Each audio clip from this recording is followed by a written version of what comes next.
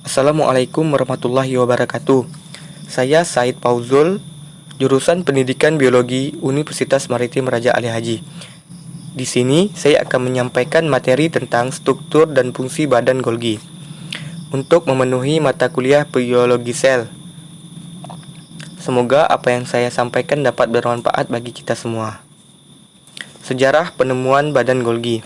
Menurut Camillo Golgi pada tahun 1891. Yang pertama, menemukan struktur seperti jala pada sitoplasma sel saraf kucing. Yang kedua, Camillo Golgi mewarnai sel saraf kucing dengan osmium tetraoksida dan garam perak sebelum ditemukannya retikulum endoplasma. Yang ketiga, Camillo Golgi menamakannya the internal reticular apparatus. Dengan zat tersebut, Golgi dapat menemukan jala yang terletak di sekitar inti dan berwarna kuning gelap. Pengertian badan Golgi. Badan Golgi merupakan bagian dari sistem endomembran yang menghubungkan RE dan membran sel. Organel ini terdapat hampir di semua sel eukariotik dan banyak dijumpai pada organ tubuh yang melaksanakan fungsi ekskresi, misalnya ginjal. Setiap hewan memiliki 10 hingga 20 badan Golgi, sedangkan sel tumbuhan memiliki hingga ratusan badan Golgi. Badan Golgi pada tumbuhan biasanya disebut diktiosom. Badan Golgi terbentuk oleh susunan lempeng kantong-kantong yang khas dikelilingi membran. Lempengan kantong ini disebut sisterna.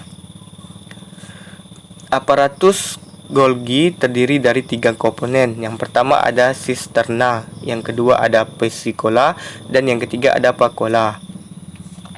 Nah, di sini kita akan membahas yang pertama yaitu sisterna. Sisterna merupakan bangunan dasar yang menjadi ciri badan Golgi. Terdiri dari sekitar 5 lempeng sisterna yang sejajar melengkung. Bentuk piala tiap sisterna berupa kantung gepeng tertekuk. Bagian tepi tiap sisterna biasanya mengembung dan berlobang-lobang. Di bagian tepi itu ada pembuluh yang menghubungkan semua sisterna sesamanya. Daerah tepi itu juga memiliki tonjolan-tonjolan yang akan cepat membentuk vesikula-vesikula atau mungkin juga bakal membentuk sisterna baru. Yang kedua, ada vesikula. Bagian vesikula terdapat di bawah bagian sisterna yang terdiri dari banyak gelembung serta memiliki warna yang terang. Vesikula tumbuh dari retikulum endoplasma. Yang ketiga ada vacuola. Bagian ini berada di bagian atas yang terdiri dari banyak gelembung. Vacuola berisi bahan sekresi atau getahan sisterna. Bagian atas akan pecah dan membentuk vacuola. Bahan sekresi dalam vacuola disekresi dengan cara eksositosis.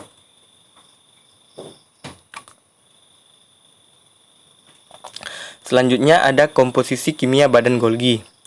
Enzim-enzim pada badan Golgi dapat digolongkan sebagai berikut. Yang pertama, glikosil transferasa untuk biosintesis glikoprotein atau enzim penanda. Yang kedua, sulfo dan glisosil transferasa untuk biosintesis glikolipida. Yang ketiga ada oksidoredutase, yang keempat ada fosfatasa, dan kelima ada kenasa, yang keenam ada mamnosidasa, yang ketujuh ada transferasa untuk sintesis fosfolisida, dan yang terakhir ada fosfolipasa. Selanjutnya ada struktur umum badan Golgi. Badan Golgi mempunyai bentuk yang berbeda pada sel eukariotik yang berlainan. Perbedaan ini terlihat terutama dari bentuk susunan kantong-kantong pipih yang masing-masing dikelilingi membran tunggal yang disebut sisterna. Dalam sel tumbuhan, badan Golgi terdiri atas susunan dari beberapa sisterna. Pada umumnya, badan Golgi mempunyai 4-6 sisterna yang berjarak sekitar 10 nanometer antara satu sama lain. Pada tanaman, badan Golgi disebut diktiosom pada tumbuhan. Ini terbentuk dalam jumlah yang lebih besar, kadang-kadang 20 atau lebih. Lebar masing-masing sisterna bervariasi antara 500 sampai 1000 nanometer. Aparatus Golgi mempunyai 2 bagian, yaitu bagian cis dan bagian strans. Ini merupakan gambar dari bagian aparatus Golgi. Bagian cis menerima vesikel yang pada umumnya berasal dari retikulum endoplasma kasar. Bagian trans akan melepas vesikel untuk didistribusikan. Selanjutnya kita akan membahas tentang pembentukan badan Golgi. Pembentukan intraseluler badan Golgi telah lama menjadi topik yang hangat diperdebatkan. Di antaranya, berbagai pendapat menyatakan bahwa badan Golgi berasal dari sebagai berikut. Yang pertama itu vesikula yang melepas dari membran luar pembungkus dalam kurung yang menyelubungi inti. Yang kedua, vesikula yang dikirim dari retikulum endoplasma. Yang ketiga, vesikula yang dibentuk oleh tonjolan ke dalam plasma dari membran plasma. Dan yang terakhir, pembelahan badan Golgi yang terdapat di dalam sel.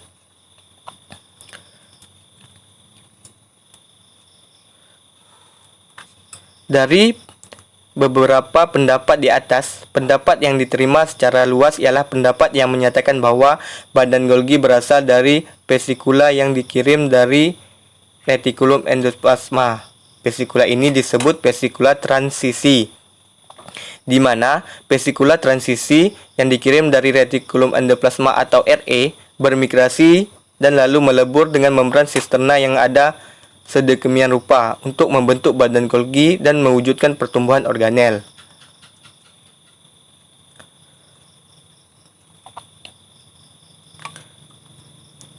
Selanjutnya, kita akan membahas tentang fungsi badan Golgi dan dalam metabolisme sel. Fungsi yang pertama yaitu memodifikasi protein dari RR kasar, di mana ada dua, yaitu glikolisis dan fosforilasi. Kita akan membahas tentang glikolisis. Beberapa penelitian ahli menunjukkan bahwa badan Golgi berperan dalam proses glikolisis yang telah diawali di RA. Pada badan Golgi hanya penyempurnaan proses glikolisis yang sudah terjadi di RA. Dengan kata lain, protein mampu lipid karbohidrat yang telah diawali di RA untuk selanjutnya dilanjutkan kembali ke Golgi. Misalnya, oligosakarida yang mendapat tambahan rantai baru di Golgi dan selanjutnya akan diangkut ke lumen Golgi melewati transmembran. Proses glikolisis berlangsung dengan cara dan tempat yang bervariasi. Pengemasan protein maupun lipid berkarbohidrat terjadi di RA saja, diawali di RA untuk kemudian dilanjutkan ke Golgi, atau hanya terjadi di Golgi saja. Contohnya, glikolisis triglobulin oleh epithelium tiroid, immunoglobulin oleh plasmosit. Selanjutnya, kita akan membahas tentang fosforilasi. Semua glikoprotein dari RA yang sampai pada cis dan Golgi memiliki cincin oligosakarida. Sebelum melewati satu sisterna Golgi ke sisterna berikutnya, protein akan mengalami pemosesan. Salah satunya adalah di dalam sisterna cis, kelompok fosfat ditambah pada akhir cincin oligosakarida dari protein dalam kurung enzim hidrolase untuk lisosom sebagaimana diilustrasikan pada gambar berikut. Nah, di situ ada dua gambar yang dimana yang di atas gambar glikolisis dan yang di bawah itu ada fosforilasi. Selanjutnya, fungsi yang kedua adalah pembentukan lisosom. Proses pembentukan lisosom ada dua macam. Yang pertama dibentuk oleh RA dan yang kedua dibentuk oleh badan Golgi.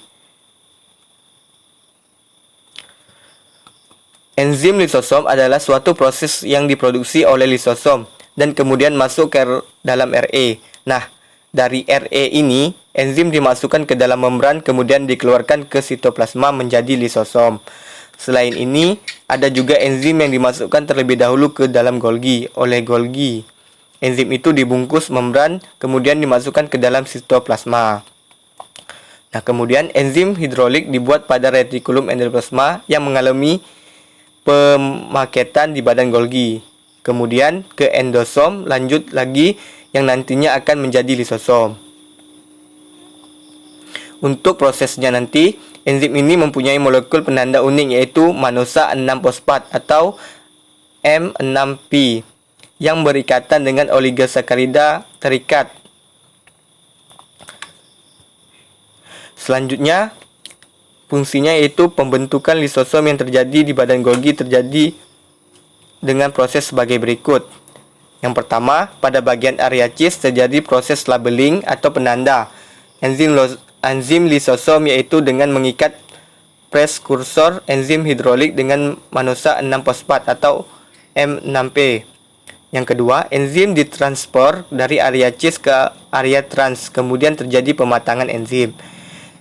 Yang ketiga, terjadi proses sortir dan penguncupan bakal calon lisosom yang membentuk lisosom primer. Dan yang terakhir, lisosom berfusi dengan endosom membentuk lisosom sekunder. Demikianlah yang dapat saya sampaikan. Saya akhiri. Allahumma fiq ilahi taufiq wabillahi taufiq walhidayah. Wassalamualaikum warahmatullahi wabarakatuh.